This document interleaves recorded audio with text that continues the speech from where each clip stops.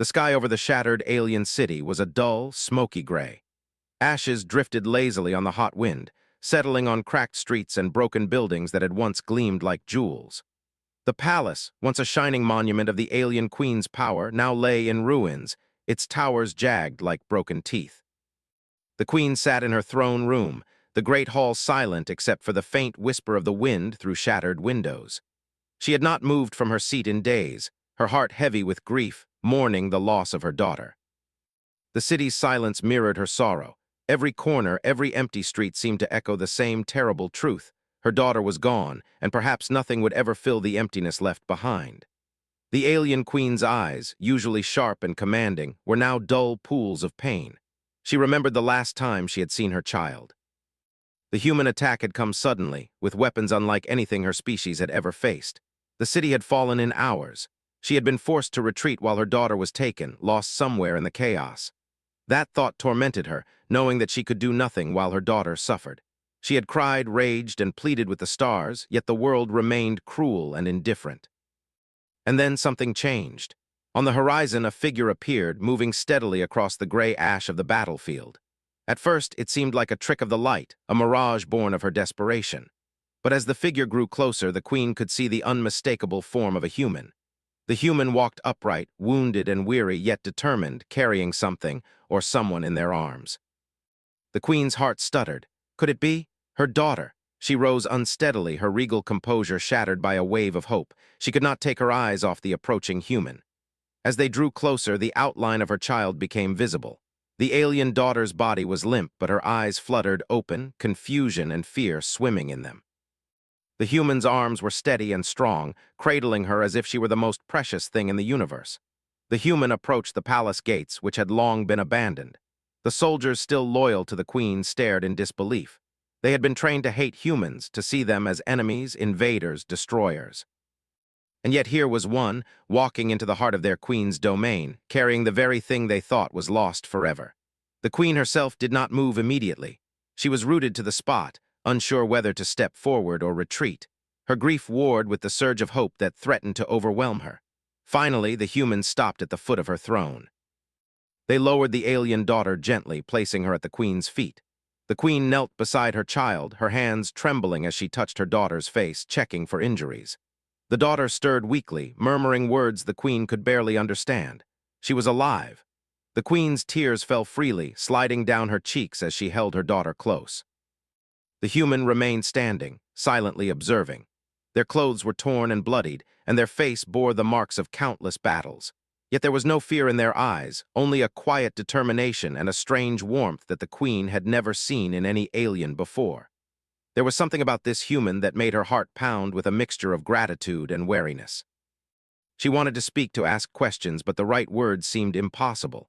The daughter's eyes met the human's. For a moment, the air seemed to hold its breath. She remembered fragments of the rescue, the chaos, the fires, the monsters that had tried to kill them both. And then the human's unwavering courage, their cleverness and skill that had saved her life when all seemed lost. She wanted to reach out to thank them, but the words caught in her throat.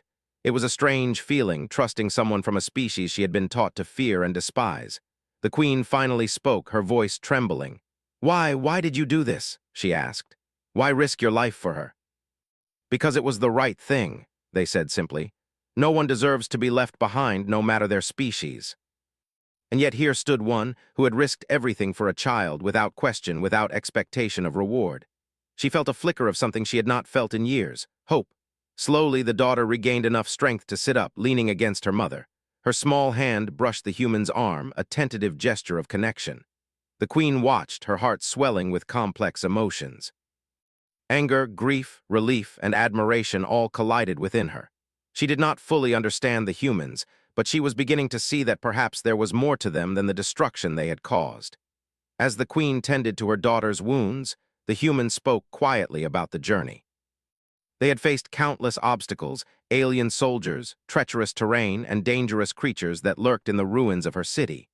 Every step of the way, the human had fought with ingenuity, resourcefulness, and courage. The daughter listened, awed by the story of survival and determination. She had always admired bravery, but seeing it embodied in this human stirred a feeling she could not name. Outside, the city remained dangerous. Reports came in that rival factions of aliens, unaware that the daughter had survived, were gathering forces. They sought to exploit the Queen's perceived weakness to overthrow her while she mourned. The Queen realized that their return had to be swift and decisive. She looked at the human, whose eyes met hers without fear. There was a silent understanding between them. Together, they could face whatever threat came next. Night fell over the ruined city, and the palace was bathed in the soft glow of fires burning in the distance. The Queen sat with her daughter, who was slowly recovering, and the human, whose presence was now a beacon of hope. She could feel the tension of the past weeks beginning to ease, replaced by a cautious optimism. The human had shown that even in the darkest moments, courage and compassion could prevail. In the quiet moments before dawn, the daughter whispered, I owe you my life." The humans shook their head, a faint smile on their lips. "You owe nothing," they said. "Surviving is what matters." Perhaps they were not merely invaders or enemies. Perhaps they could be allies, partners in the survival and prosperity of her people. The night passed slowly, with the human keeping watch while the Queen and her daughter rested. The palace, though damaged, seemed to breathe again, as if the presence of the human had breathed life into its walls. The Queen felt a spark of something she had not felt in years: trust. It was fragile, delicate, but real. The next morning, preparations began. The Queen would need to address the rival factions to show strength and unity. But now she had an unexpected advantage: the human who had saved her daughter. Together, they could combine alien knowledge and human ingenuity in ways that no one else could anticipate. As they stepped onto the balcony overlooking the city, the Queen saw the rising sun casting light on the ruins. It was a symbol of a new beginning, fragile but full of promise. The human stood beside her, silent and steady, and the daughter leaned against her mother, a small smile on her face. For the first time in many weeks, the Queen allowed herself to hope that her daughter's return marked the start of something better. And somewhere deep in her heart, the Queen felt the stirrings of an understanding she had never known before. That courage, loyalty, and compassion were not limited by species. The human had proven it, and in doing so had begun to change the destiny of an entire world. The city was not yet safe, the threats were real, and the path ahead would be dangerous. But for the first time, the alien Queen believed that together they could survive. Together they could face the challenges that lay ahead. And the human, whose bravery had brought her daughter back, had earned a place in that uncertain, hopeful future.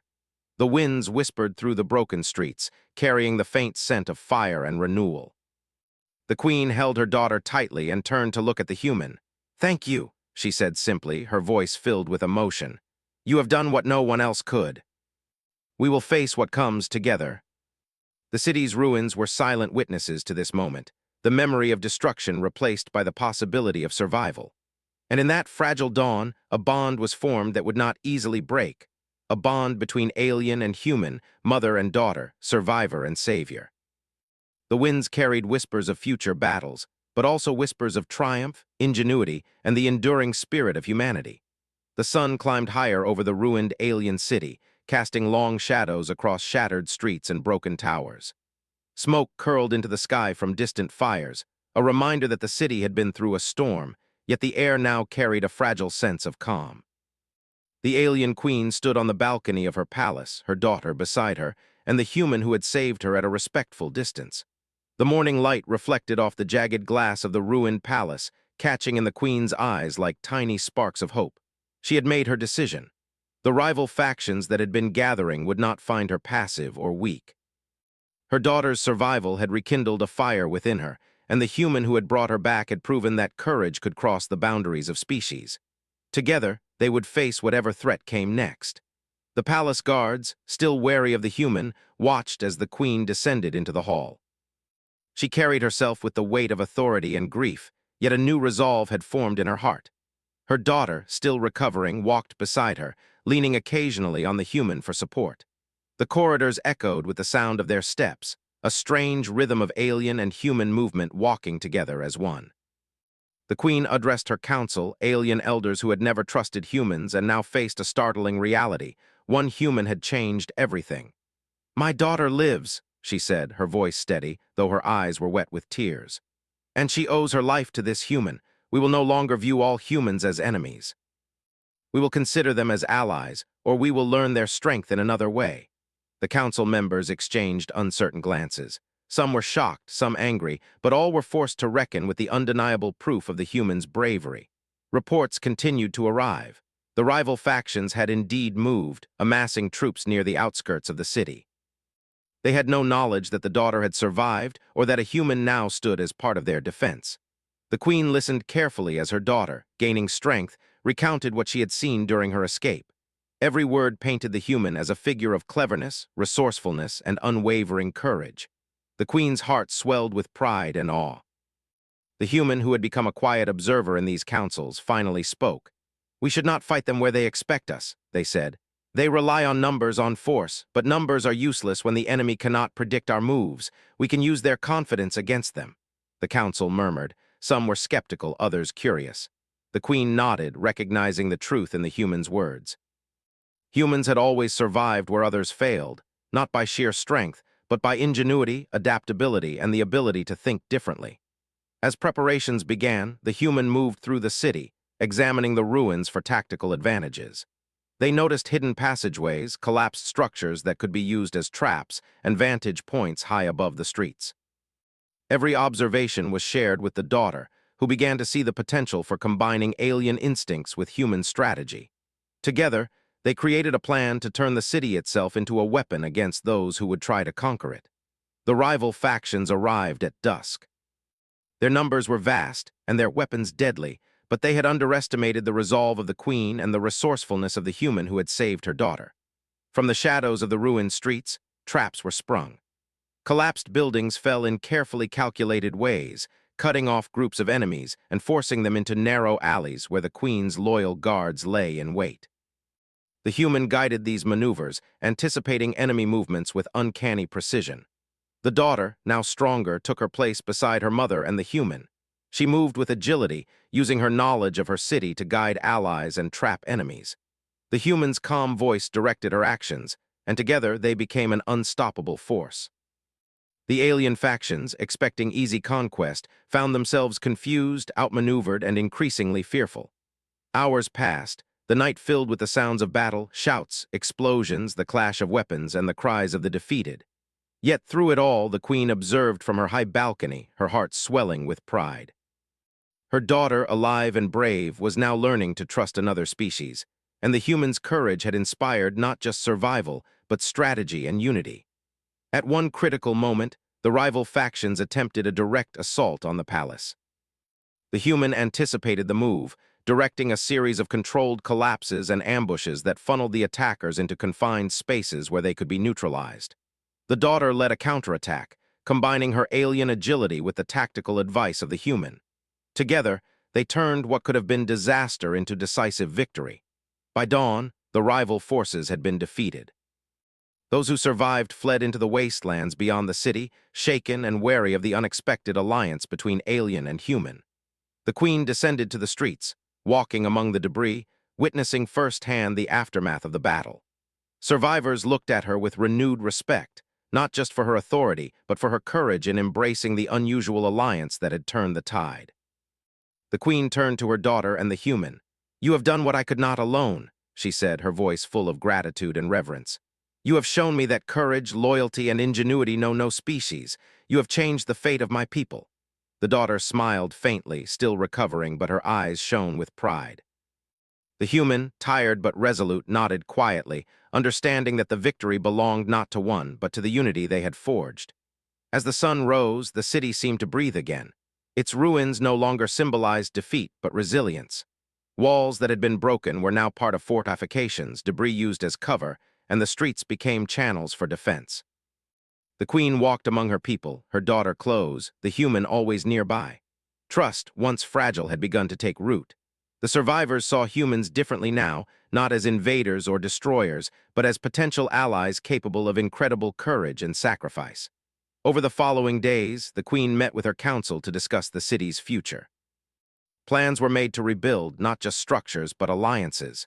Humans could be ambassadors of survival and ingenuity, teaching what they knew and, in turn, learning from the aliens' unique abilities. The queen's heart felt lighter than it had in years. The daughter, now fully recovered, trained alongside the human, learning skills she had never imagined, and in doing so grew stronger than before. The Queen knew challenges would return. Rival factions still existed beyond the horizon, and new threats could emerge at any moment. But she also knew this. As long as humans and aliens could work together, combining courage, intelligence, and determination, nothing could easily break them. The battle had proven the strength of unity and the incredible potential of humanity. In quiet moments, the Queen would watch her daughter and the humans sparring and training. She saw not just survival, but respect, understanding, and even friendship growing between them. The alien daughter had learned to trust the human completely, and in doing so had gained a protector, a teacher, and a companion. And the human, despite being far from home, had found purpose in ensuring the survival of a species they had been taught to fear. The palace, though still damaged, now rang with life. The sound of laughter, conversation, and planning filled spaces that had been silent with grief. The Queen felt a warmth she had thought lost forever. She remembered the despair that had consumed her when her daughter was taken, and now she realized that the humans' actions had done more than save a life. They had rekindled hope for an entire civilization. Months passed. The city slowly healed. New structures rose alongside the old ruins, a blend of alien design and human ingenuity. Trade and communication were reestablished, and alliances with neighboring species became stronger. The human remained by the Queen's side, not as a subordinate, but as a respected advisor and ally. They had earned a place in the Queen's court, and more importantly, in the hearts of her people. The alien Queen often reflected on the human who had changed everything. She remembered their quiet strength, their cleverness in battle, and the simple moral clarity that had guided them. It was a quality alien society rarely appreciated: selflessness, courage, and the willingness to act when it mattered most.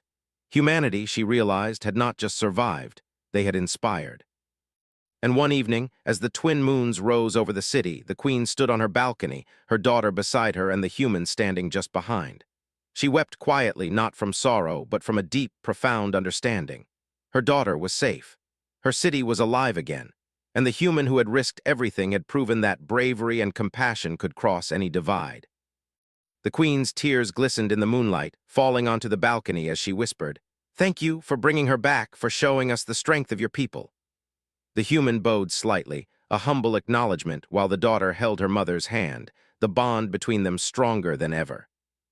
The city below, once silent and broken, now hummed with energy, with hope, and with the promise of a future shaped by courage, loyalty, and ingenuity. The alien Queen, once consumed by grief, now carried a vision of a world where differences did not divide, where trust and cooperation could defeat even the greatest threats.